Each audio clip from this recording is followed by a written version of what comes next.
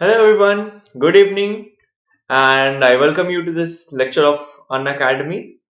Students, yesterday I did my first lecture in which I mentioned about the strategy of getting 100 marks in chemistry for your board examination, and that video was meant to be for class 9th and class 10th students. So you can, if you want to see that video, you can just go in the link that has been mentioned in the description box. Okay, so this is my first lecture based video in which we will be covering some topics from the syllabus. So today I would be starting a topic from class 10th physics, and that is light. So we would be starting this chapter today, and we will be covering this chapter in some parts. So मैंने इसका division कुछ ऐसा किया है कि पहले हम लोग इसके लिए पहले हम लोग इसका थ्योरी देखने वाले हैं एक पार्ट में, फिर नेक्स्ट पार्ट में हम इसके जो न्यूमेरिकल बेस्ड अप्रोचेस होते हैं हम उनको देखेंगे, और फिर एक लास्ट सेशन हम लोग रखेंगे जिसमें हम लोग क्वेश्चन एंड आंसर की सॉल्विंग करेंगे. So उसकी डिटेल में आपको आगे बताऊंगा.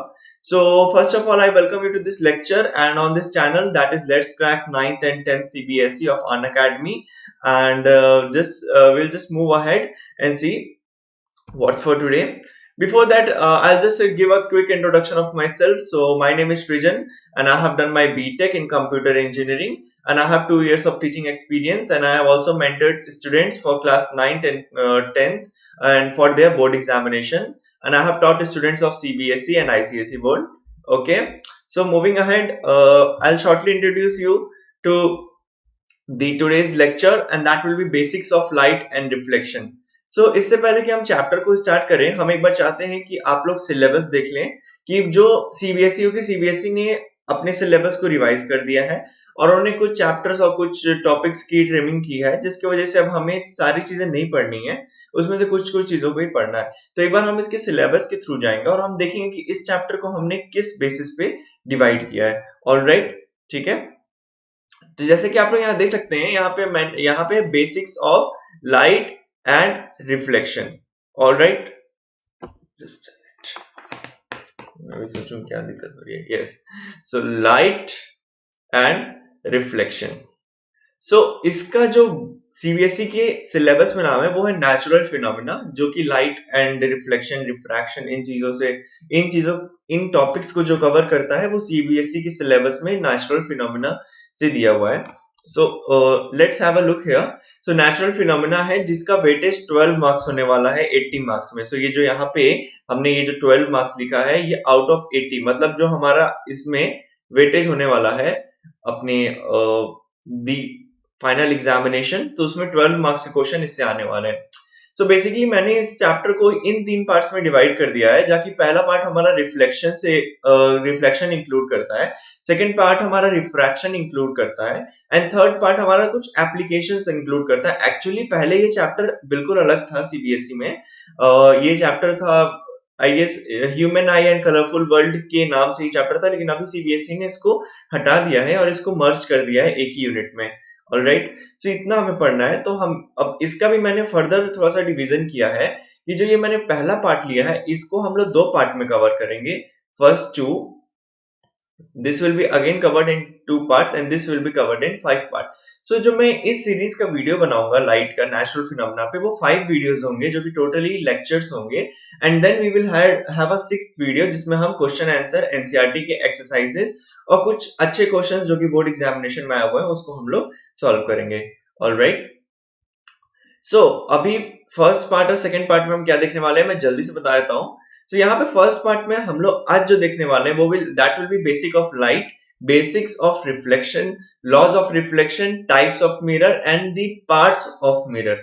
बस हम इतना ही देखने वाले हैं. तो अगर हम लोग यहाँ देखें तो ये रिफ्लेक्शन बाय कर्व्ड सर्फेसेस इतना आज कवर होगा, और थोड़े से ये सब what is centre of curvature, principal axis, principal focus, focal length, so इतना होगा बस. सेकेंड जो वीडियो हम लोग कल देखेंगे उसमें मैं आपको मिरर से जो इमेज फॉर्मेशन और जो रे डायग्राम्स के जो रूल्स होते हैं मैं उससे आपको इंट्रोड्यूस कराऊंगा.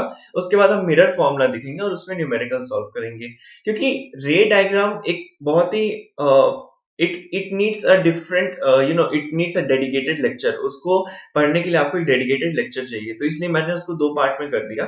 बिकॉज अभी हम लोग बेसिक देखेंगे आज के लेक्चर में, and it's not it won't be it won't be a good idea कि मैं आपको बेसिक लेक्चर के साथ ही mirror formula and ray diagrams बता दूं. So we'll be covering in this thing in the two parts. Okay, moving on. Quick introduction to Unacademy. Actually, yesterday it was my first video and I took the introduction little long.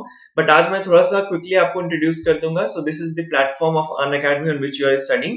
This is India's largest e-learning platform, and also the channel on which you are just viewing this video is Let's Crack 9th and 10th CBSE.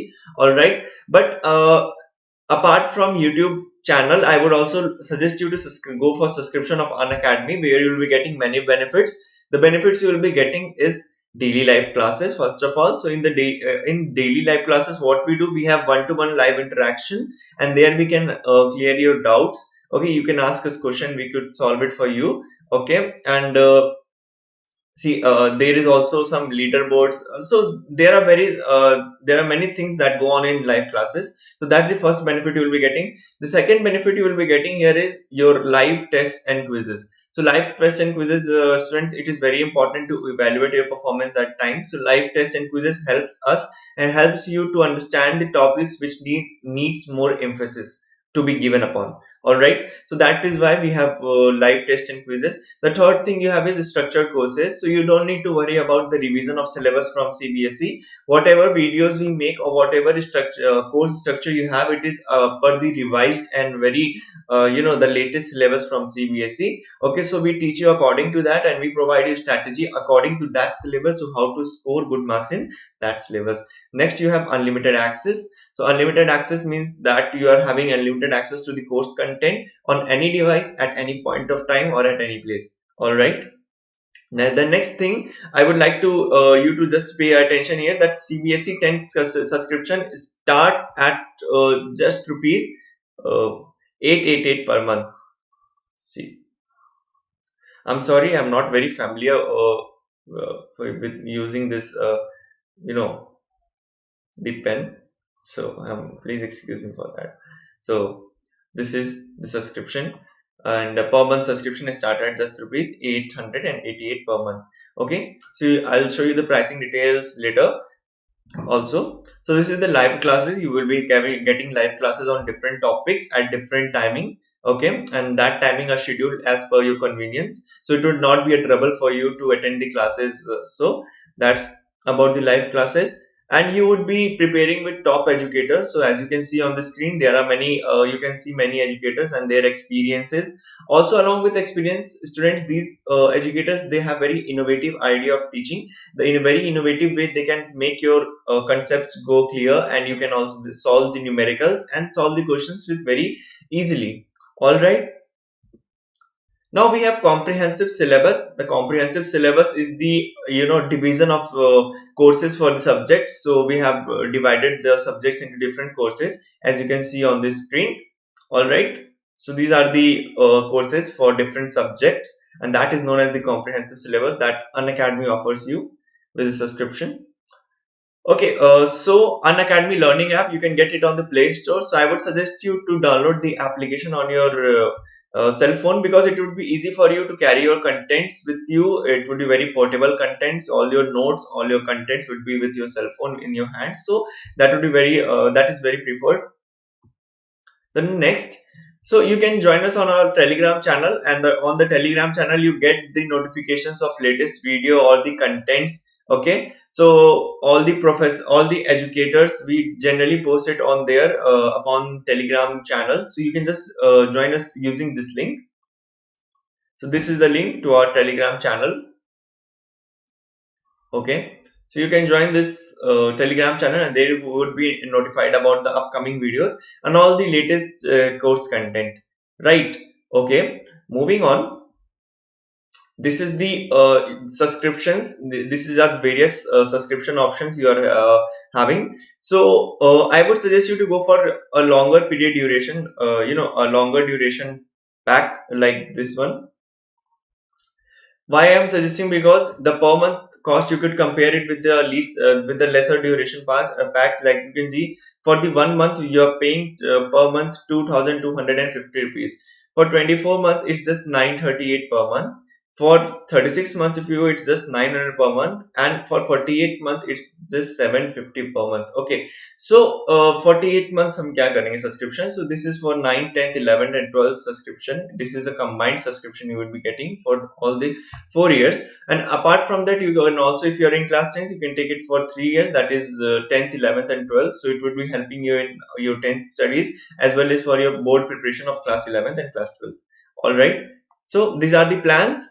And also I would like to inform you that there is EMI option that Unacademy is offering, but the minimum requirement for EMI option is 6 months plan. So if you are getting that plan, so it will be more convenient and easy for your parents to pay the fees, because you will be paying it in EMIs. Okay, and then you have this code that it is reflecting on your screen, that is Srijan. So if you are using this code Srijan, so you will be getting instant 10% discount. So this will be an additional bonus to you. Okay, so this is with the subscription. We'll just move on and we'll see what we have to study today. So let's just start with our topic, students, that is light and reflection. Okay, so today's topic is light and reflection, the concept. Okay, so now we have, since we have started this class, so let's just discuss the basic concept of light. क्योंकि कई लोग को ऐसा light के concept के बारे में बहुत ज्यादा क्लैरिटी होती नहीं है.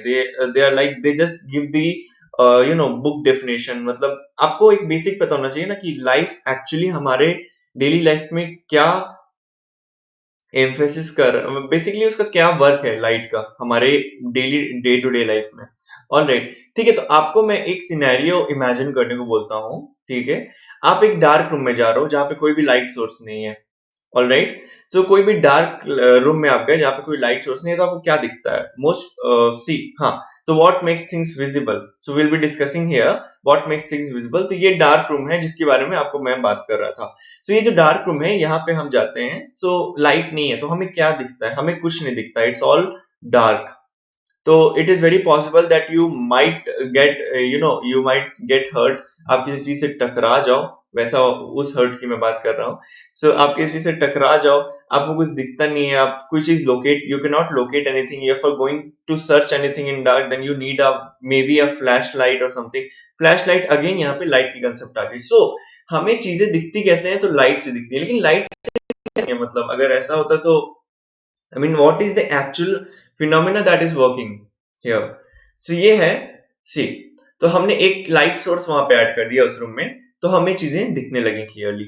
Okay, so this is how light is making things visible. लेकिन ये भी एक्चुअली वर्क कैसे करता है कि हमको एक डार्क रूम में हम गए, we turn on the light. Initially we are not able to locate or see anything. Then we are going in the room, we are turning on the lights, and then we are able to locate the things. So how this light is making us to see the things, that will be discussing now. So what is a light? So very basic definition of light, if I say, so light is a form of energy that produces the sensation of sight. ठीक है, sensation of sight. यहाँ पे मैंने इसको double quotes में डाला है, ये sensation of site. This is very important term. ठीक है, सेंसेशन क्या होता है? किस चीज को सेंस करना. साइट मतलब हमको दिखना. तो जो देखने का सेंस प्रोड्यूस होता है हमारे अंदर, वो होता है हमारा, वो करता है कौन? वो हमारा लाइट करता है, द फॉर्म ऑफ एनर्जी. जैसे साउंड होता है, sound is the sensation of hearing. It is a form of energy that brings sensation of hearing. वैसे ही लाइट जो होती है, वो फॉर्म ऑफ एनर्जी होती है that brings us the sensation of sight. Okay, so ये कैसे होता है? तो यहाँ पे एक आप डायग्राम देखो, तो यहाँ पे हमारे पास ये जो है एक लाइट सोर्स है. ठीक है, यहां से लाइट आ रही है और ये लाइट फॉल कर रही है इस पेंसिल पे, जिसको हम मान सकते हैं एक object.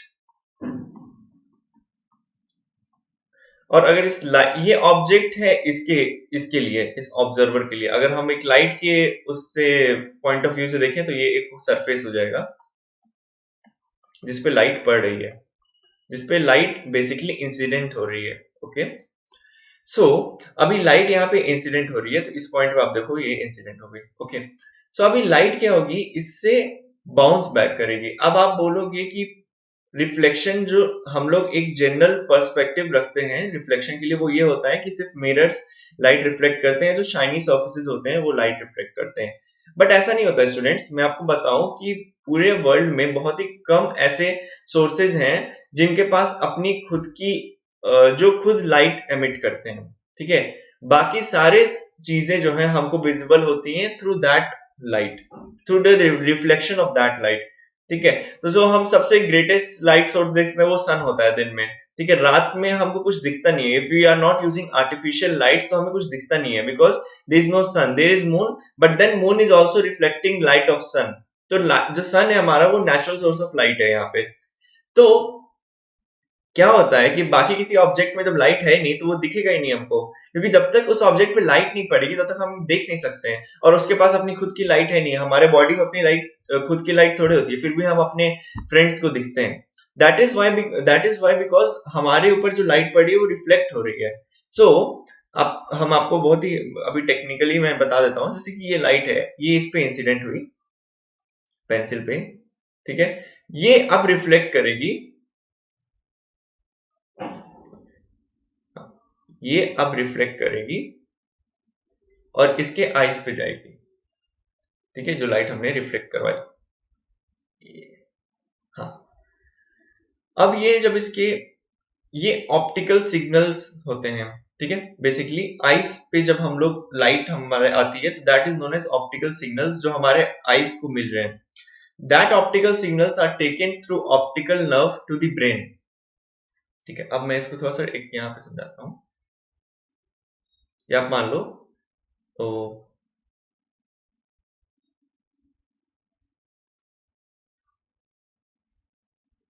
This is the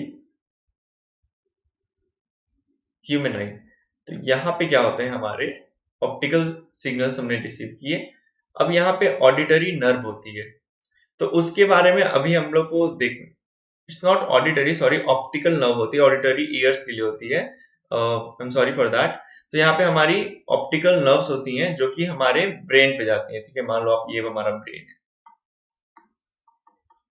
brain पे ये ऑप्टिकल सिग्नल्स प्रोसेस होते हैं, ठीक है। और फिर हमें वो इमेज हमारे ब्रेन में फॉर्म होती है। अब ब्रेन से कहीं और जाने की जरूरत नहीं, क्योंकि जो भी सेंस हमारे अंदर प्रोड्यूस होता है, जो भी चीजें हम रियलाइज करते हैं या जो भी हम परसीव करते हैं, वो सब ब्रेन की वजह से होता है, ठीक है। तो एक बार सिग्नल्स हमारे यहाँ पे, हमारे आंखों पे लाइट के सिग्नल्स आए, वो ऑप्टिकल नर्व से हमारे ब्रेन तक गई, वहां पे प्रोसेस हुई, और फिर हमें वो इमेज फॉर्म हो गया हमारे ब्रेन पे। तो this is the process through which we see the things. तो यहाँ पे लाइट का कितना इंपॉर्टेंट रोल है आप देख सकते हो, कि लाइट ही क्या हो रही है, लाइट उस सरफेस, तो जो non emitting surfaces, non light emitting surfaces होते हैं, जैसे पेंसिल, पेंसिल में खुद की लाइट नहीं होती है तो उसे लाइट चाहिए। तो जब अब अगर हम डार्क रूम में जाते हैं और एक पेंसिल रखी हुई है, हमें नहीं दिखेगी वो, लेकिन जैसे हम लाइट टर्न ऑन करते हैं, उस पेंसिल से कुछ लाइट रिफ्लेक्ट होती है और वो हमारे आईज तक आती है, जिससे हमें ये पेंसिल दिखने लगती है। So this is the process of reflection, and this is the process how which creates the sensation of sight, जो हम बात कर रहे हैं यहाँ पे। तो how what makes things visible, so this light is making things visible, and how it is making things visible, मैंने आपको यहाँ पे एक शॉर्ट में एक आपको समझा दिया कि कैसे होता है कि हमारे आईज पे सिग्नल रिसीव होते हैं, उसके बाद वो ऑप्टिकल नर्व के थ्रू हमारे ब्रेन में जाते हैं, ब्रेन में उस चीज को प्रोसेस किया जाता है, एंड देन आपको इमेज फॉर्म होती है, जिससे आपको रियलाइज होता है कि वो ऑब्जेक्ट क्या है। And this is the process of student से माइक्रोसेकंड, माइक्रोसेकंड से भी मतलब आप कह लो छोड़िए, क्योंकि तुरंत ये चीजें होती हैं। इट्स नॉट लाइक कि आपको पता चलेगा कि रे ऑफ लाइट आ रही है, फिर वो वो इंसिडेंट हो रही है ऑब्जेक्ट पे, फिर आपके पास आ रही है, फिर आपका प्रोसेस हो रहा है, इतना पता नहीं चलता ना। इट्स जस्ट आपने लाइट ऑन किया, आपको दिखा। That is a very quick process that takes place. Okay, so this is the image for yeah, this is, I would say, how do we see, basically that's the basic concept of light. Next, moving on, we have incidence of light. तो अभी हमने light देख लिया, अब आता है incidence of light. Incidence of light क्या होता है स्टूडेंट? इंसिडेंस ऑफ लाइट होता है कि अगर एक लाइट एक मीडियम से दूसरे मीडियम ट्रैवल कर रही है। अब यहाँ पे एक इंपॉर्टेंट टर्म आता है, मीडियम।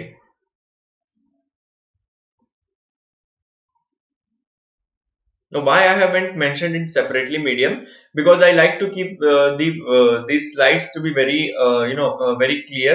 तो आपको थोड़ा कम कंटेंट में रखता हूँ स्लाइड पे, ज्यादा मैं एक्सप्लेन करने पे एम्फेसिस देता हूँ. So that is why I have not included this particular term in this slide. So medium I would be explaining you now. So what is medium? So medium is basically in you can say, see,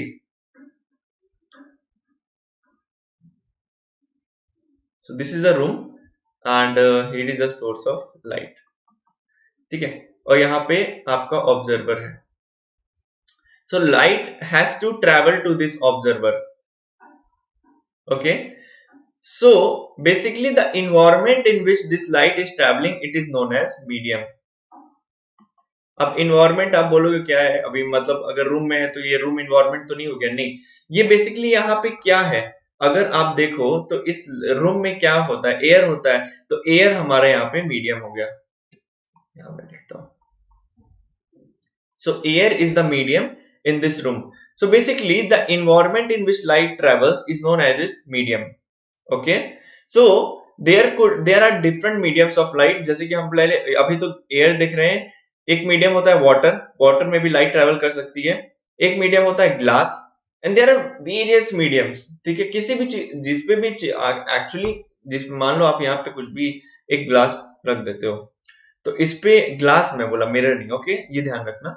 तो यहाँ पे जब light आती है तो ये refract कर जाती है. मतलब अब ये चीज हम लोग बाद में देखेंगे, लेकिन कुछ पार्ट रिफ्लेक्ट भी कर जाती है, कुछ इसमें रिफ्रैक्ट कर जाती है अपना डिफ्लेक्शन होके, सॉरी डिफ्रैक्शन होके, रिफ्रैक्शन होके, सॉरी.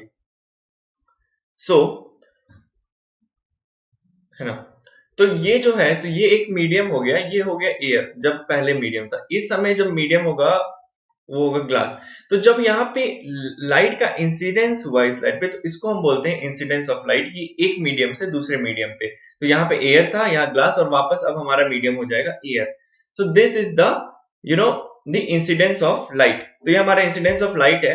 तो जब इंसिडेंस ऑफ लाइट होता है, let me just clear everything.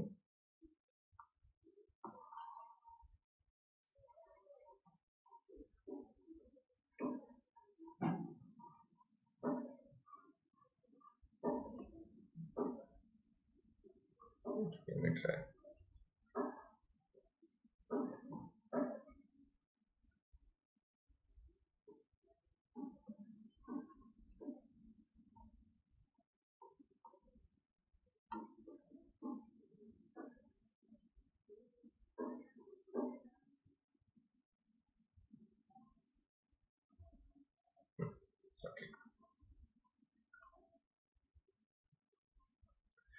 सो तो पहला चीज हम देखेंगे क्या होता है, रिफ्लेक्शन.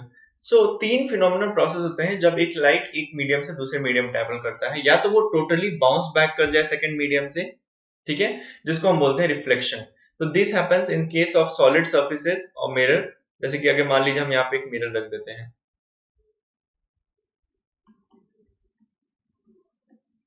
ठीक है. तो मिरर क्या होता है, जब यहाँ पे लाइट इंसिडेंट होती है तब ये टोटली बाउंस बैक कर जाती है. ठीक है. So this phenomenon is known as reflection. तो यहाँ पे क्या हो रहा है, एक लाइट इंसिडेंट हो रही है और वो टोटली बाउंसेस बैक, जो यहाँ पे लिखा हुआ है बाउंसेस बैक. तो ये होती है हमारी रिफ्लेक्शन. तो this is the first phenomenon that we have, that happens when a light travels from one medium to another. अब आप देखो ना, यहाँ पे जो मीडियम है वो क्या है, एयर है. यहाँ पे सेकंड मीडियम आपका एक तरह से देख लो मिरर होगा, लेकिन मिरर पे क्या होगी, तुरंत लाइट रिफ्लेक्ट कर गई वापस. तो इसलिए यहाँ पे आगे कोई मतलब यही प्रोसेस हुआ, जो प्रोसेस हुआ उसको हमने बोला रिफ्लेक्शन. ओके. सो डिटेल में हम रिफ्लेक्शन देखने वाले हैं, बहुत अच्छे से देखने वाले हैं. ठीक है. Now after this what we have, it's get absorb. ठीक है. तो अभी हम लोग क्या करेंगे कि हम लोग देखते हैं कि अगर ये, ठीक है, यही मीडियम, ठीक है, ओके. एब्जॉर्प्शन में हम लोग देखेंगे तो उसको हम लोग बोलते हैं एब्जॉर्प्शन. मतलब जो लाइट इंसिडेंट हुई मीडियम टू पे, उसके अंदर एब्जॉर्ब हो गई. तो इसमें क्या होता है, कुछ लाइट एब्जॉर्बिंग मटेरियल्स होते हैं. ठीक है. उसमें क्या होता है, जैसे मान लो आप लाइट ऐसे इंसिडेंट की, या अगर आपको चाहिए,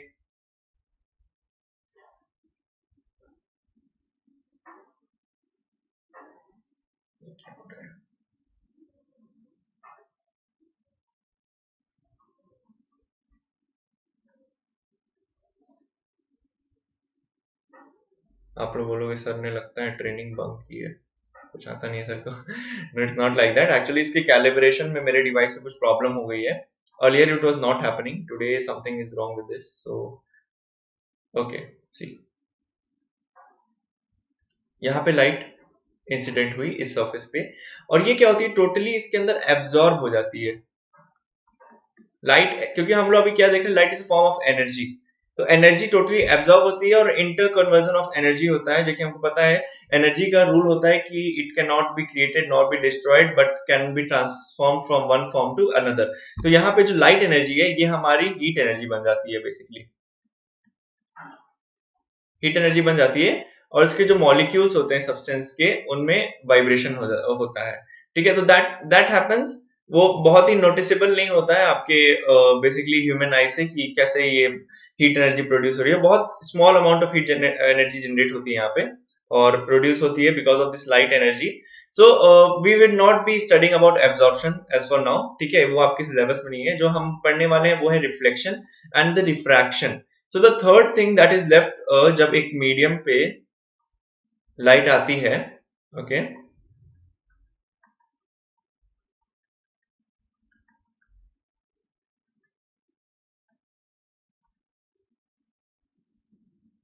ठीक है।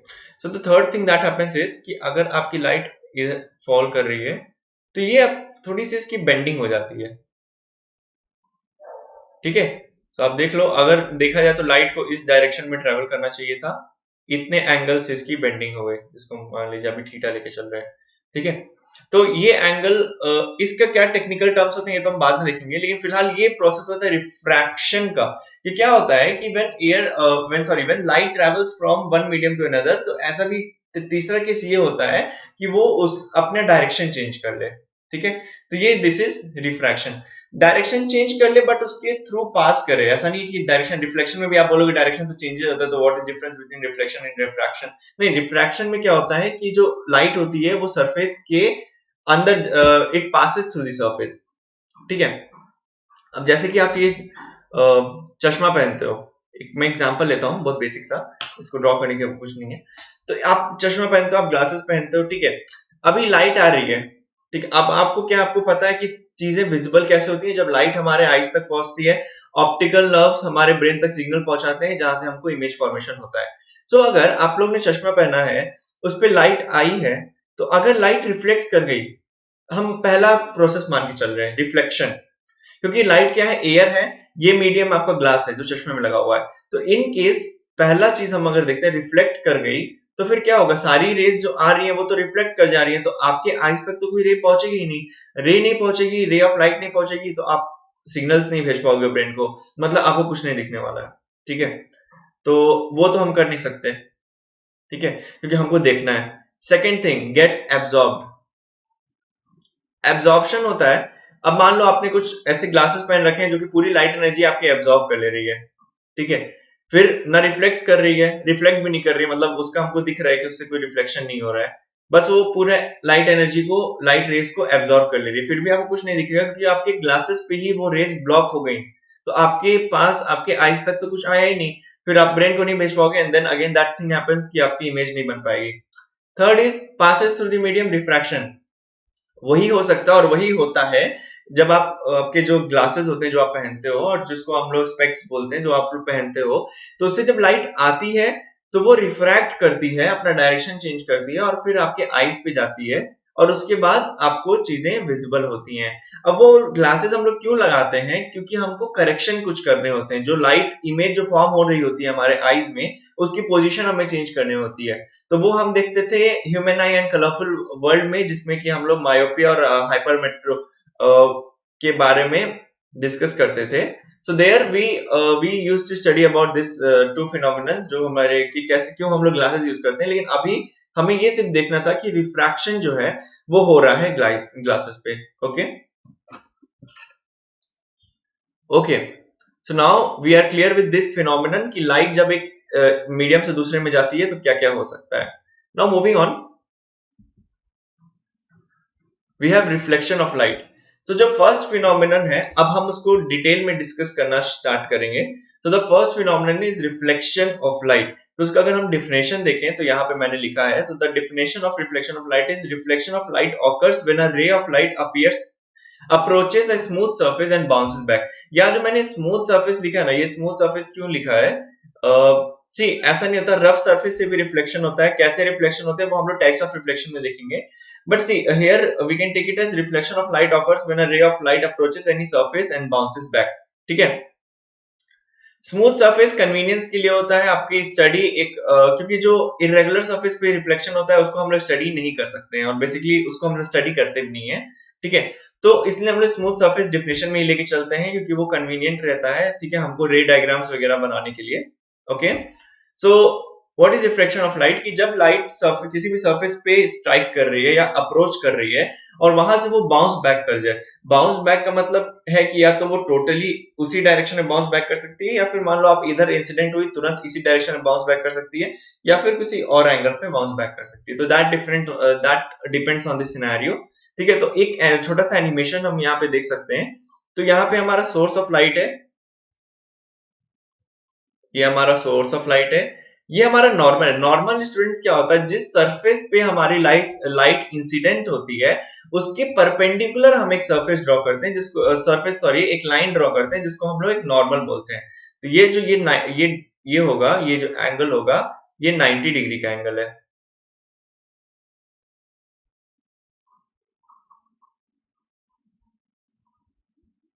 Ninety degree. ठीक है, तो ये जो हमारा एंगल, तो नॉर्मल क्या होता है, normal is perpendicular to the surface of reflection, जो हम लोग यहाँ पे देखते हैं। तो ये हमारा नॉर्मल और ये हमारा सरफेस है जिस पे रिफ्लेक्शन होगा। तो जो हम लोग ये देखो, ये एक इंसिडेंट रे है जो कि आई इस सरफेस पे। ठीक है, अब यहाँ से क्या करेगी, ये बाउंस बैक कर जाएगी, तो ये कहती है ये कहलाती है रिफ्लेक्टेड रे। और यहाँ पे जो एंगल बनता है बच्चों, ये जो एंगल बनता है, तो ये एंगल जो इंसिडेंट रे का बनता है नॉर्मल के साथ, इसको हम बोलते हैं एंगल ऑफ इंसिडेंस, यानी कि एंगल आई से कई बार डिनोट करते हैं।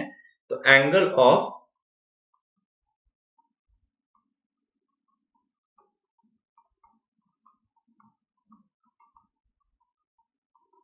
Of incidence. और ये जो एंगल जो रिफ्लेक्टेड रे बनाता है नॉर्मल के साथ, मतलब जब ये रिफ्लेक्ट हुई तो नॉर्मल साथ कुछ एंगल बनाया होगा, तो इसको हम बोलते हैं एंगल आर, डिनोट करते हैं एंगल आर से, और इसको हम बोलते हैं angle of reflection.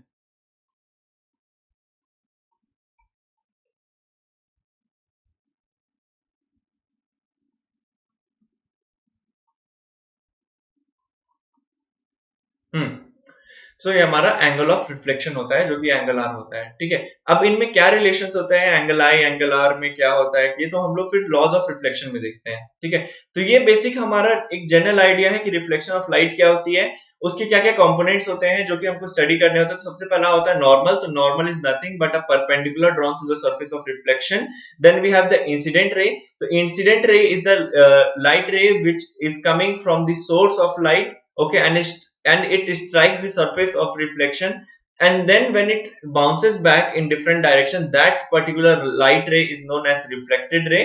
Okay, and now the angle which incident ray makes with the normal is known as angle of incidence, and the angle which reflected ray makes with the normal is known as the angle of reflection.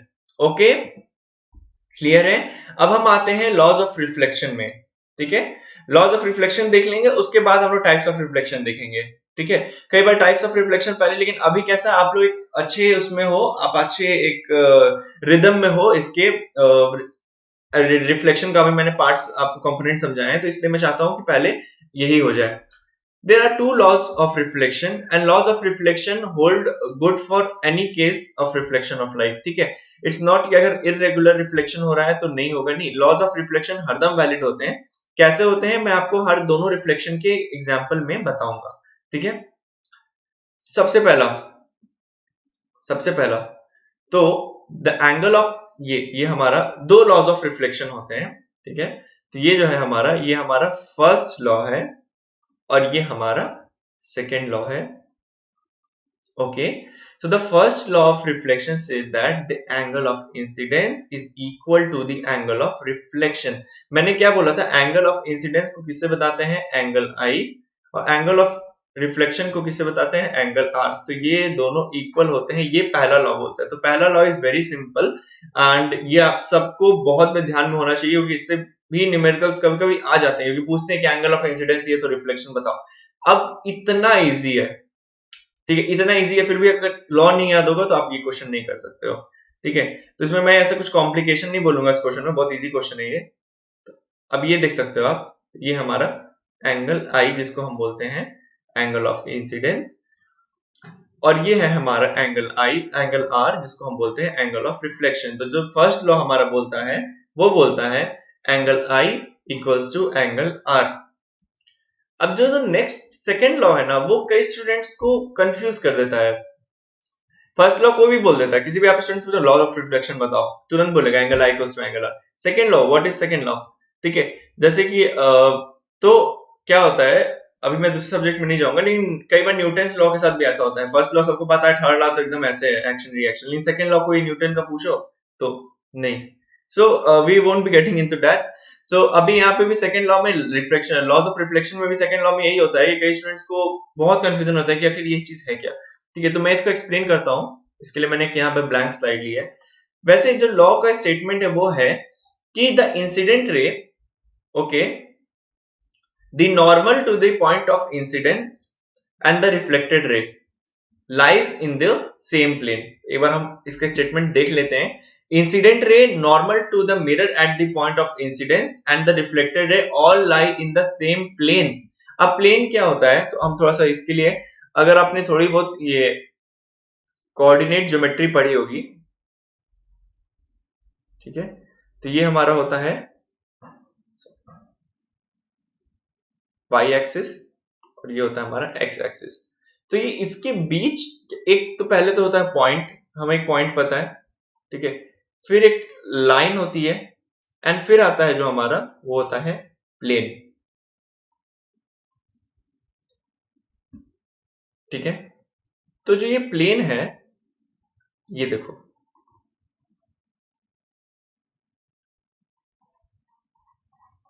तो this is a plane which lies in the X Y plane, ठीक है। ये एक पूरा x Y plane है जिसके अंदर हमने ये एक प्लेन, तो ये होता है प्लेन, ठीक है। ये उड़ने वाला प्लेन नहीं है इस सॉरी इस लॉ में। तो दिस इज दी प्लेन। तो हमारा क्या बोलता है, जो लॉ है वो ये बोलता है कि ये मान लो आपका मिरर है, ये पॉइंट ऑफ इंसिडेंट होने वाला है, ठीक है। तो यहां पे हम एक नॉर्मल ड्रॉ करेंगे,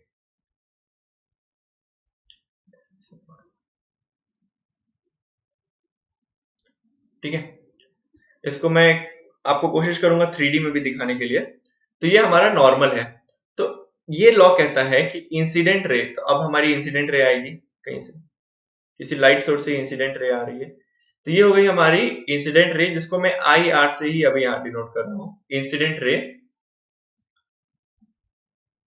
आई रे। तो दिस इज द इंसिडेंट रे। अब क्या है कि this is the point of incident, ये पॉइंट है जहां पे ये इंसिडेंट हो रही है, तो इस पॉइंट से हम नॉर्मल बनाते हैं। ऐसा किसी सरफेस का पर ऐसा नहीं होता है किसी सरफेस का नॉर्मल फिक्स्ड होता है, नहीं, normal depends on the point of incident, जहां पे आपकी लाइट आएगी वहीं पे हम नॉर्मल ड्रॉ करते हैं 90 डिग्री पे। ऐसा नहीं है कि एक सरफेस का एक ही डायरेक्शन में नॉर्मल होता है, surface can have multiple normals. तो हम लोग जहां पे point of incident of light होता है वहां से 90 डिग्री देख के बनाते हैं अपना नॉर्मल। तो ये नॉर्मल हो गया। और the third thing is the reflected रे, इसको हम आर रे से लिख रहे हैं। ये एक सेम प्लेन में होना चाहिए। तो बेसिकली अगर ये आप प्लेन देखोगे जिसमें ये तीनों हैं, तो ये एक ही प्लेन होनी चाहिए। अब कैसे एक ही प्लेन होनी चाहिए, तो मैं इसको आपको एक आप ये सेलफोन से कंसिडर करो, ये सेलफोन है, ठीक है, ये हमारा इंसिडेंट रे है, ठीक है, ये हमारा रिफ्लेक्टेड रे है और नॉर्मल ये होगा। तो ये देखो आप एक प्लेन में पड़ रहा, अगर हम इसको देखें ऐसे देखो, ठीक है, तो ये हम मेरा जो पाम है ये रिफ्लेक्टिंग सरफेस है, तो ये इंसिडेंट रे, ये रिफ्लेक्टेड रे और ये नॉर्मल, ये ये जो मेरा हाथ है ना, ये मेरी रिफ्लेक्टिंग सरफेस है इस समय, और ये हमारा प्लेन है, ये मोबाइल। तो यहाँ पे इंसिडेंट हुआ, ये नॉर्मल है और ये रिफ्लेक्ट हुआ, तो ये सब सेम प्लेन में। अब कैसे नहीं होता है, क्या नहीं होता है, ये देखो प्लेन का मतलब क्या नहीं होता। इंसिडेंट रे मान लो ऐसे है, नॉर्मल हमने ऐसे बना दी और रिफ्लेक्टेड रे ऐसे आ रही है, ये नहीं होता है कि इंसिडेंट रे ये है तो पॉइंट ऑफ इंसिडेंट तो ये हो तो नॉर्मल तो यही मिलेगा, तो ये प्लेन हमको मिल गई और रिफ्लेक्ट हो जा रही है इधर, मतलब अभी प्लेन क्या हो गया, इधर हो गया। तो ऐसा नहीं होता है, एक ही प्लेन में तीनों होते हैं। ठीक है, तो बेसिकली ये जो मैंने डायग्राम बनाया है ये प्लेन का, 2D प्लेन का, तो इसी में लाई करेगा आपका क्या, आपका इंसिडेंट रे, आपका normal at the point of incidence और आपका रिफ्लेक्टेड रे। तो ये सब एक ही प्लेन में लाई, सिंगल प्लेन में लाई करेगा, ये बोलता है सेकंड लॉ। ठीक है, तो अगर हम क्विकली रिवाइज कर लें तो जो पहला लॉ बोलता है वो बोलता है कि angle of incidence is equals to angle of reflection, और जो सेकंड बोलता है वो बोलता है कि the incident ray, the normal to the point of incidence and the reflected ray should lie in the same plane। तो ये लॉज ऑफ रिफ्लेक्शन होते हैं, और कोई भी लाइट का रिफ्लेक्शन होता है तो वो लॉ को फॉलो करता ही करता है। ठीक है,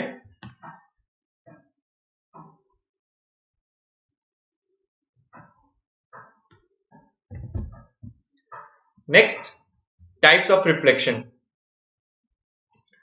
सो टाइप्स ऑफ रिफ्लेक्शन हमारे होते हैं, 3 टाइप के रिफ्लेक्शन होते हैं जो कि हम लोग को स्टडी करना है। बेसिकली 2 टाइप्स के रिफ्लेक्शन होते हैं, third type is just a application of reflection. तो जो पहला टाइप आता है वो हमारा होता है स्पेक्युलर रिफ्लेक्शन, इसको हम रेगुलर रिफ्लेक्शन भी बोलते हैं। ठीक है, स्पेक्युलर रिफ्लेक्शन को हम लोग रेगुलर रिफ्लेक्शन भी बोलते हैं।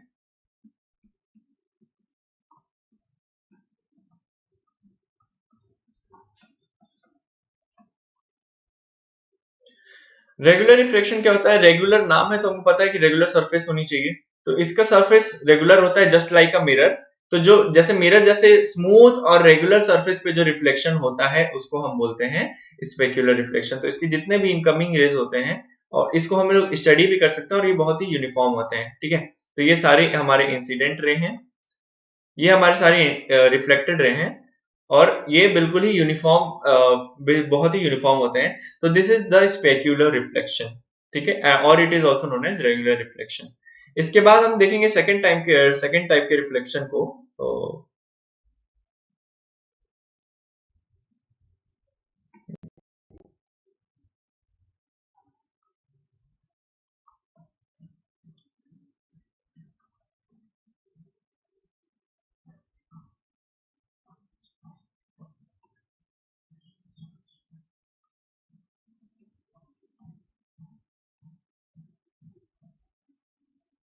Okay, the second type of reflection जो हमारा आता है वो है हमारा डिफ्यूज रिफ्लेक्शन। तो डिफ्यूज रिफ्लेक्शन को हम इररेगुलर रिफ्लेक्शन भी बोलते हैं।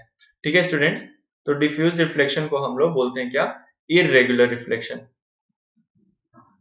आप देखे होंगे कि आप कभी कभी ऐसा कोई वाटर बॉडी होती है जैसे कि लेक हुआ, तो उसमें आप जब देखते हो अपने आप को तो आपकी इमेज थोड़ी सी जैसे एक मिरर पे फॉर्म होती है आपकी इमेज, बिल्कुल स्मूथ बिल्कुल एक्यूरेट, वैसी क्या आपको इस पे दिखती है क्या, जैसे आप पानी में देख रहे हो किसी पॉन्ड में या किसी लेक में, तो ऐसा दिखता है क्या, नहीं, क्योंकि उसकी जो सरफेस होती है पानी की वो इतनी स्मूथ नहीं होती, वो ऐसी होती है।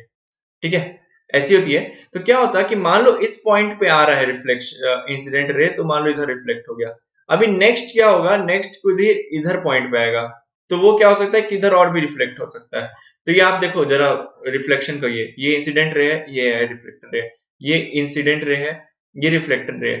तो जो ये होता है हमारा रिफ्लेक्शन का जो ट्रेंड होता है वो बहुत स्मूथ नहीं होता है। ठीक है, इसलिए इसको हम लोग डिफ्यूज रिफ्लेक्शन भी बोलते हैं, एक्चुअली डिफ्यूज रिफ्लेक्शन ही बोलते हैं, और इररेगुलर रिफ्लेक्शन भी बोलते हैं, बिकॉज ये एक इररेगुलर सरफेस पे होता है और जो रिफ्लेक्टेड रेज होती हैं वो रेगुलर नहीं होती है। ठीक है, लेकिन अब इस पॉइंट जहां पे पॉइंट पे है तो आप नॉर्मल ड्रॉ करोगे तो यहाँ भी आपके लॉस फॉलो होंगे, ऐसा नहीं है कि रेगुलर रिफ्लेक्शन में लॉस नहीं फॉलो होता, loss will still be followed here, but ये होता है कि क्योंकि सरफेस अनइवन है तो जो पॉइंट ऑफ नॉर्मल, जो पॉइंट ऑफ इंसिडेंस होते हैं वो बहुत ही वेरी करते हैं, इस वजह से नॉर्मल का डायरेक्शन भी बहुत वेरी करता है, और इस वजह से जो रिफ्लेक्टेड रे होती है वो इधर उधर जाती है। ठीक है, तो this is the reason of diffuse reflection.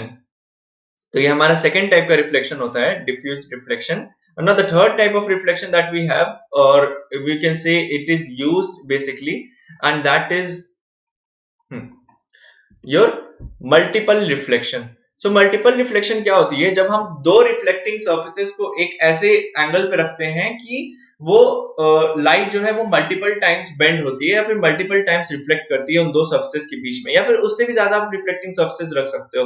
ठीक है, जैसे आप एक बार्बर के शॉप पे जाते हो, आप बाल कटवाने जाते हो, आप हेयर कट लेने जाते हो, तो आप देखते हो एक मिरर आगे लगी रहती है, एक मिरर पीछे लगी रहती है. आपकी इमेज इतने बार लाइट उसमें रिफ्लेक्ट करती है कि आपको दिखती हुई कितनी इमेज उसमें भी बन रही है और पीछे भी बहुत ढेर सारी इमेजेस आपको दिखती है बनते हुए. तो that is the case of multiple reflections, जहां पे multiple times light gets reflected. ठीक है, एक इसका बहुत ही इंपॉर्टेंट एप्लीकेशन होता है एक्चुअली मल्टीपल रिफ्लेक्शन का, जिसको हम बोलते हैं पेरिस्कोप. ठीक है, तो what is a periscope? Basically submarines वगैरह में बहुत यूज होता है. ठीक है, उसको मैं ड्रॉ कर देता हूं तो उस पर हम देखेंगे कि बेसिकली उसका फिनोमिनन क्या होता है. तो उसका जो स्ट्रक्चर होता है, ये डिफेंस में बहुत ज्यादा यूज होता है.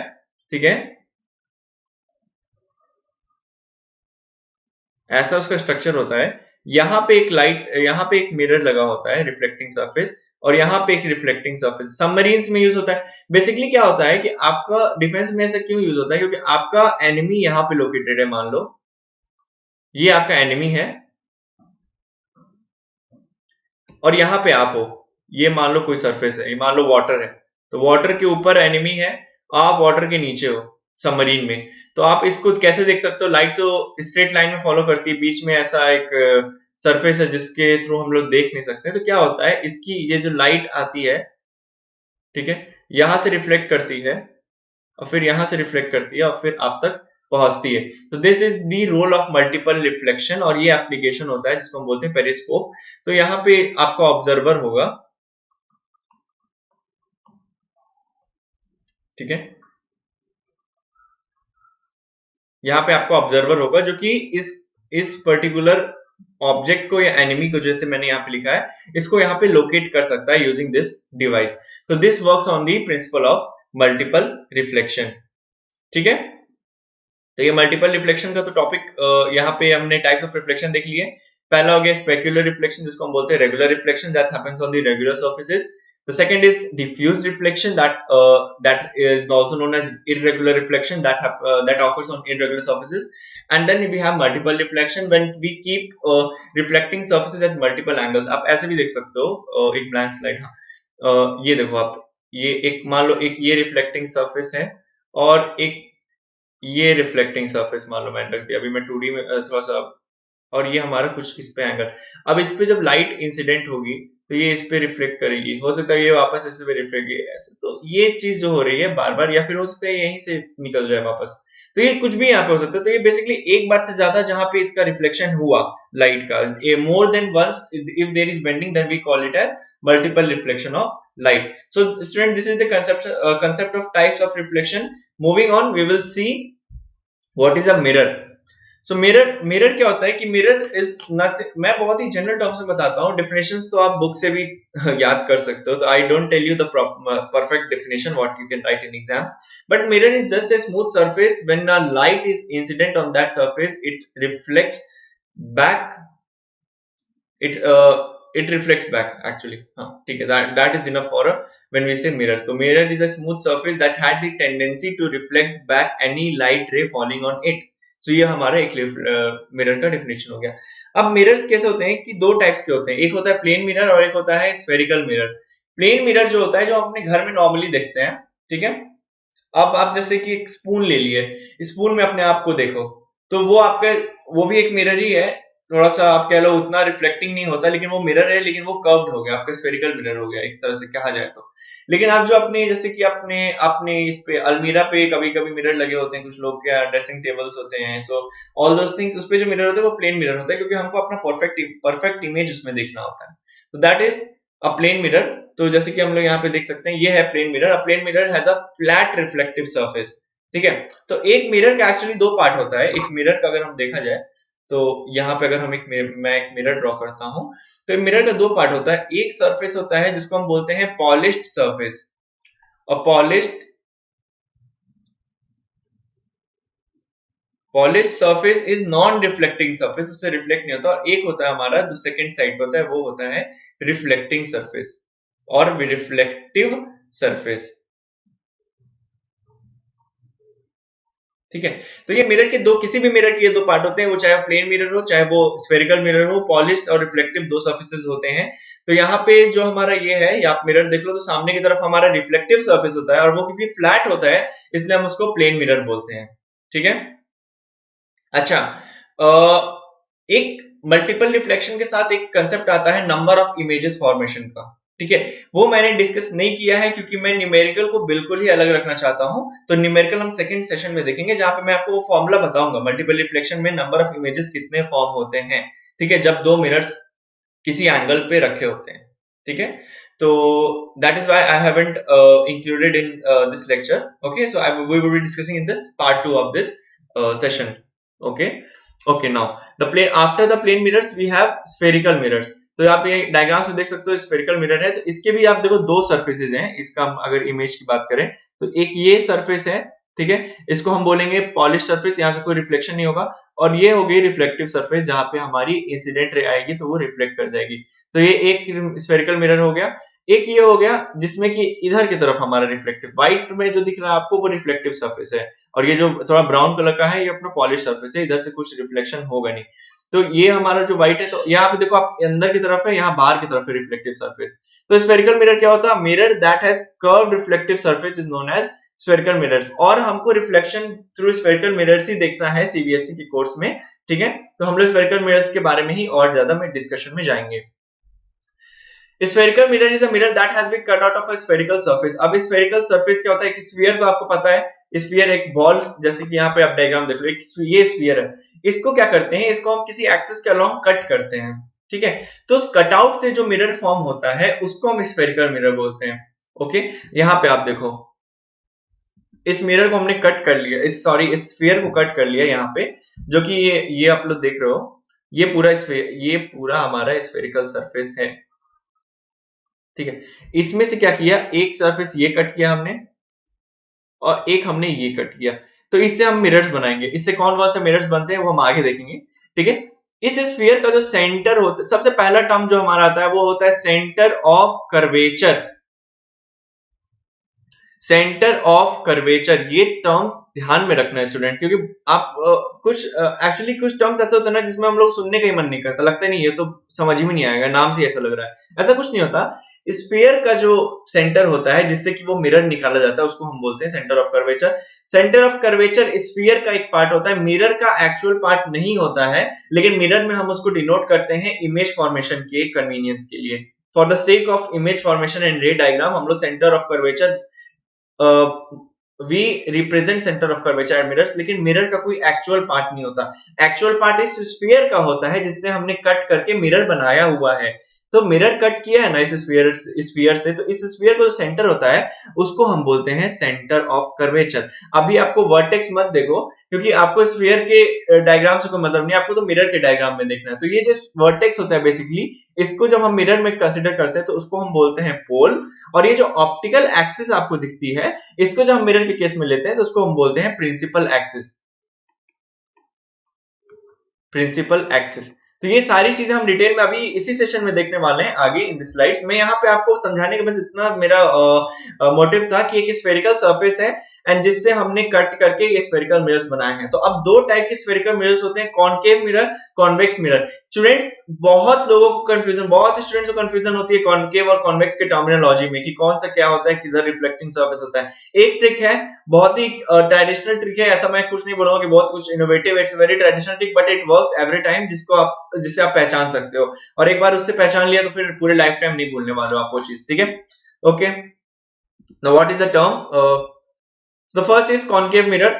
कॉनकेव मिरर क्या होता है? अब ये देखो, कॉनकेव मिरर का जो स्ट्रक्चर होता है वो अब ये ही कॉन्वेक्स मिरर का भी स्ट्रक्चर होता है। The only change is in the reflective and the polish surface of concave and convex mirror. दोनों का शेप ऐसा ही दिखेगा आपको रे डायग्राम्स में, लेकिन डिफरेंस कहां आता है? रिफ्लेक्टिव सरफेस में। कॉनकेव का रिफ्लेक्टिव सरफेस अंदर की तरफ होता है बेसिकली, और पॉलिश सरफेस बाहर की तरफ होता है। तो आप ये देखो, मैंने यहाँ मार्क किया हुआ है, तो ये जो हमारा हो गया ना, ये पॉलिश सरफेस हो गया बाहर की तरफ। तो पॉलिश सरफेस है, हमको पता है कोई रिफ्लेक्शन नहीं होता है, ठीक है। तो रिफ्लेक्शन कहां होगा? इस सरफेस से होगा, यहाँ ये सरफेस से रिफ्लेक्शन होगा। तो ये सरफेस से रिफ्लेक्शन होगा। कैसे होगा रिफ्लेक्शन, देखते हैं। ये देखो ऐसे होगा रिफ्लेक्शन। तो ये हमारी इनकमिंग इंसिडेंट रे है। ये मैं आई रे लिख रहा हर जगह, प्लीज इसको कंसिडर करना इंसिडेंट रे, ठीक है। लेजी नहीं हूं मैं, क्योंकि मेरा पेन थोड़ा सा अभी कैलिब्रेशन प्रॉब्लम है, इसलिए मैं चाह रहा हूं ज्यादा ज्यादा आपको डिस्टर्बेंस ना हो इन चीजों से। ये इंसिडेंट रे अपना, जैसे कि पता है, ये एंगल आई हो गया, ये अपना एंगल आर हो गया।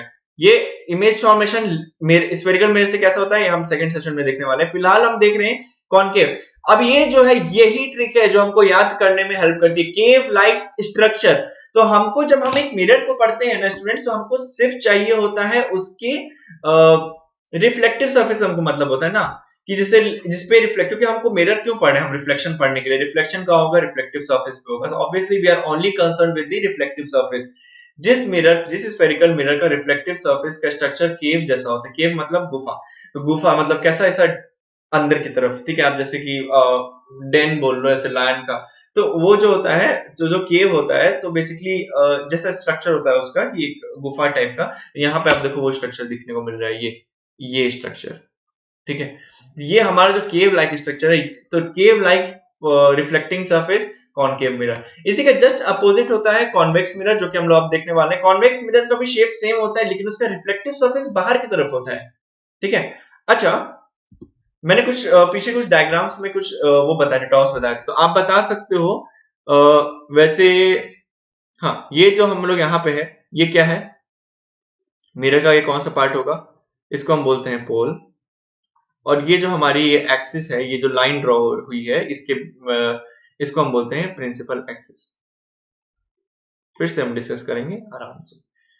वैसे ही इस मिरर का भी वैसे ही होगा, कॉन्वेक्स का ये पोल होगा, और इधर ये एक्सटेंड कर दो, तो ये हो जाएगी हमारी प्रिंसिपल एक्सिस। अच्छा, कॉन्वेक्स का हम लोग क्या बात कर रहे थे? अब एक दो ही चीज, आपको ऐसा नहीं कि पांच में पहचानना है, तो आपको हर के लिए एक टर्म रखना पड़ेगा। तो एक आपने कॉनकेव के लिए रख लिया कि कॉनकेव में नाम में आ रहा है केव, यानी कि केव लाइक रिफ्लेक्टिंग सरफेस, तो वो खत्म। फिर दूसरा आपको पता है ऑब्वियसली कॉन्वेक्स होने वाला है। तो कॉन्वेक्स का रिफ्लेक्टिंग सरफेस बाहर की तरफ होता है। इस पे रिफ्लेक्शन कैसे ऑकर करता है? इंसिडेंट, ये हमारा इंसिडेंट रे आया, ठीक है। और ये हमारा रिफ्लेक्टेड हो गया, तो ये हमारा आर रे हो गया। तो ये हमारी टोटल फिनोमेनन यहाँ पे रिफ्लेक्शन के हो गए ऑन द कॉन्वेक्स मिरर, जिसका रिफ्लेक्टिंग सरफेस बाहर की तरफ होता है, पॉलिश सरफेस हमारा अंदर की तरफ होता है। तो this is the basic of convex mirror, ये हमने देख लिया। इसके बाद क्या होता है स्टूडेंट्स, अब हम लोग थोड़ा सा इसमें देखते हैं parts of A spherical mirror. Parts में क्या होता है कि सबसे पहला जो मेन होता है वो सेंटर ऑफ कर्वेचर, जो मैंने थोड़ा सा इंट्रोडक्शन दे दिया है। रेडियस ऑफ कर्वेचर, अब जैसे मान लो आप स्फीयर है, स्फीयर में दो ही चीजें ही तो होती हैं, सेंटर सर्कल से रिलेटेड में चीजें, और कुछ होती कहाँ है? वर्टेक्स वगैरह तो होता नहीं है ना, कोई एजेस होते हैं ना, कोई corners, there is nothing like that. So हमारा ये है कि सिर्फ रेडियस और सेंटर रहेगा। तो इस स्फीयर का जो सेंटर हुआ उसको हमने बोल दिया सेंटर ऑफ कर्वेचर, और इसका जो रेडियस होता है वो होता है रेडियस ऑफ कर्वेचर, जिसको हम लोग कैपिटल आर से डिनोट करते हैं मिरर के केस में। पोल होता है, प्रिंसिपल एक्सिस होती है, एपर्चर होता है, प्रिंसिपल फोकस होता है, और फोकल लेंथ होता है, ठीक है। अब हम लोग आते हैं नेक्स्ट। यहाँ पे ये सेंटर की स्पेलिंग गलत है, ठीक है, ये मेरी मिस्टेक है। This is not the centre of curvature spelling, ठीक है। ये होती है सेंटर ऑफ कर्वेचर की स्पेलिंग। तो हम लोग डायग्राम से देखेंगे एक ईच एंड एवरी पार्ट। हम लोग ये देखो, रिफ्लेक्टिंग सरफेस अंदर की तरफ है कॉनकेव मिरर, रिफ्लेक्टिंग सरफेस बाहर की तरफ है कॉन्वेक्स मिरर, ठीक है। अब देखो, पहला चीज जो हमको डिस्कस करना है is the centre of curvature. रुको, इसको लिख ही देता हूं।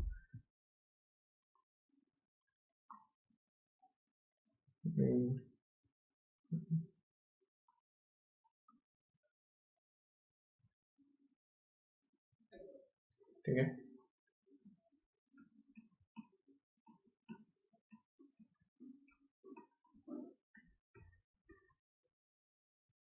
फिर स्पेलिंग गलत दिख रहा हूँ ना, देखो।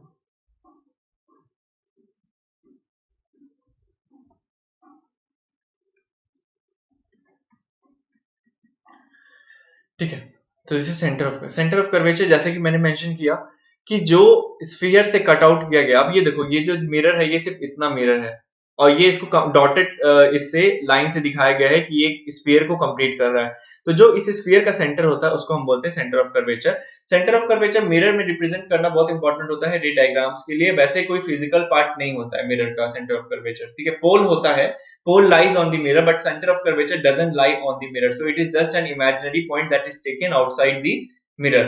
तो अभी देख लो आप, कॉनकेव है, रिफ्लेक्टिंग सरफेस अंदर की तरफ है, तो उसका सेंटर ऑफ कर्वेचर यहाँ होगा। एंड सेम एज कॉन्वेक्स के लिए भी रिफ्लेक्टिंग सरफेस बाहर भी है, तो क्या हुआ, इस स्फीयर का पार्ट है ना, जो स्फीयर है, दोनों स्फीयर में डिफरेंस क्या है, जिस स्फीयर से कॉनकेव को काटा गया है, जिस स्फीयर से कॉनकेव को कट आउट किया गया है, उस स्फीयर का अंदर वाला पार्ट रिफ्लेक्टिव था, बाहर वाला पॉलिश था। जिससे कॉन्वेक्स को काटा गया, उसका बाहर वाला पार्ट जो था वो हमारा रिफ्लेक्टिव था, अंदर वाला पॉलिश था। बस इतना ही डिफरेंस है दोनों के स्फीयर में, बाकी पार्ट सेम होंगे। तो सेंटर दोनों का सेंटर हो गया। रेडियस जो होता है, तो अब हम लोग क्या होता है स्टूडेंट्स, क्योंकि हमको पता है सेंटर ऑफ ये सब चीजें, रेडियस जो है हम लोग बार बार स्फीयर का रेफरेंस नहीं ले सकते हैं, तो अब हम लोग जो होता है मिरर के टर्म में देखते हैं। तो मैं एक ही मिरर बना रहा हूं, मैं कॉन्वेक्स कॉनकेव मिरर बना रहा हूं। तो यहाँ पे मान लो हमने सेंटर ऑफ कर्वेचर लोकेट कर दिया, पोल। अब यहाँ पे हमने पोल रख दिया, P, pole. Radius of curvature के पहले पोल देख लेते हैं। तो ये जो रिफ्लेक्टिंग सरफेस होती है, इसके मिडिल में हम लोग एक पॉइंट लेते हैं, जिसको हम लोग, जो ये जो मिरर होता है इसका जो मिड पॉइंट होता है उसको हम लोग पोल बोलते हैं, ठीक है। तो ये हमारा पोल हो गया। अब एक लाइन जो पास करती है थ्रू सेंटर ऑफ, मैं सब मिरर के टर्म से बोल रहा हूं, a line passing through centre of curvature and pole is known as principal axis.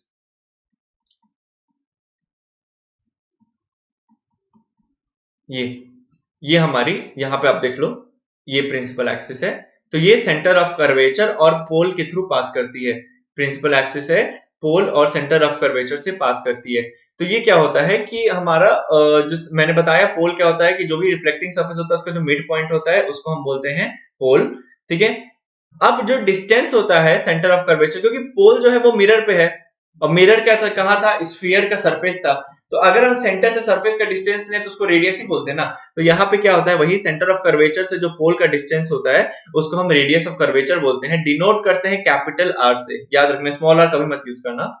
ये रहा कैपिटल आर। तो हमारा सेंटर ऑफ कर्वेचर हो गया। जो स्फीयर से कट आउट किए थे उसका जो सेंटर होता है उसको सेंटर ऑफ कर्वेचर बोलते हैं। Centre of curvature never lies on the mirror, it always lies outside the mirror. Okay, the next thing is your pole. So the midpoint of the reflecting surface is taken as pole. The line, the axis connecting center of curvature to the pole is known as the principal axis.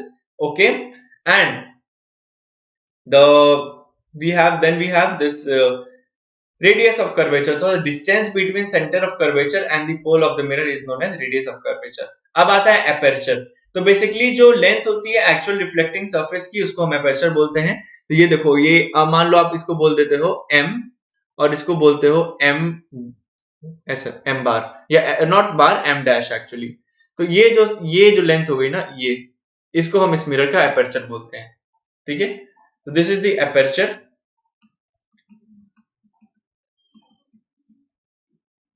ये हमारा aperture हो गया। इस surface में कहां पे aperture होगा, इसको मान लो आप m1 ले रहे हो, इसको m1 डैश ले रहे हो।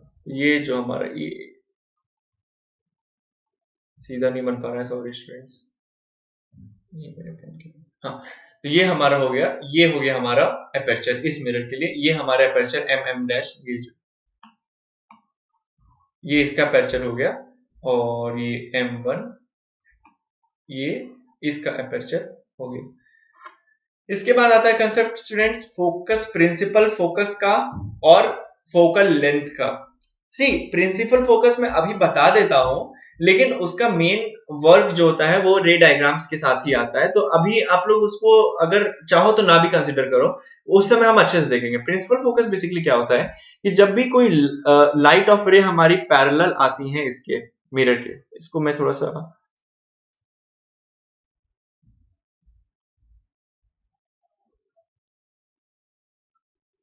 हाँ चलो, ये बहुत हेल्पफुल था, ठीक है।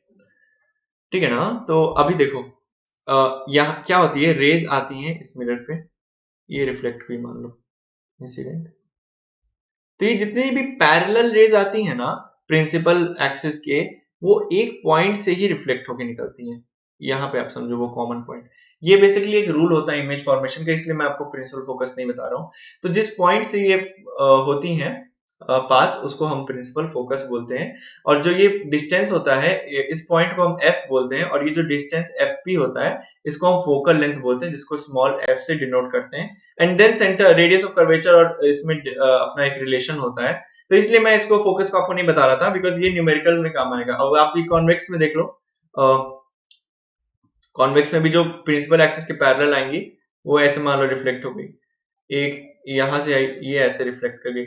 तो जो रिफ्लेक्टेड रे को आप प्रोड्यूस करोगे ना पीछे की तरफ डॉटेड से, तो ये जिस पॉइंट पे मिलेगा, ये प्रिंसिपल एक्सिस पे ही मिलेगा, इसको हम बोलते हैं इसका फोकल लेंथ, सॉरी इसका प्रिंसिपल फोकस। और ये जो डिस्टेंस होती है पोल से, इसको बोलते हैं हम फोकल लेंथ, स्मॉल एफ। ठीक है। इसका जो स्मॉल एफ का जो यूनिट होता है वो डायोप्टर होता है, बट अभी हम लोग नहीं देखेंगे। ठीक है। प्रिंसिपल फोकस और फोकल लेंथ हम लोग नेक्स्ट सेशन के लिए रखते हैं, क्योंकि वो बहुत ही न्यूमेरिकल बेस्ड है, और it is related to the ray diagrams. तो आज को सेशन को हम यहीं तक रखते हैं, and after that we would be in the next video that will be coming tomorrow, we will be seeing all the rate. अब क्या है कि बोर्ड क्वेश्चंस बहुत पूछते हैं स्टूडेंट्स, सिर्फ रेड है। अभी तो सिर्फ ये इंट्रोडक्शन था, ये कोई नहीं पूछेगा कि आपको दिखता कैसे है। ठीक है।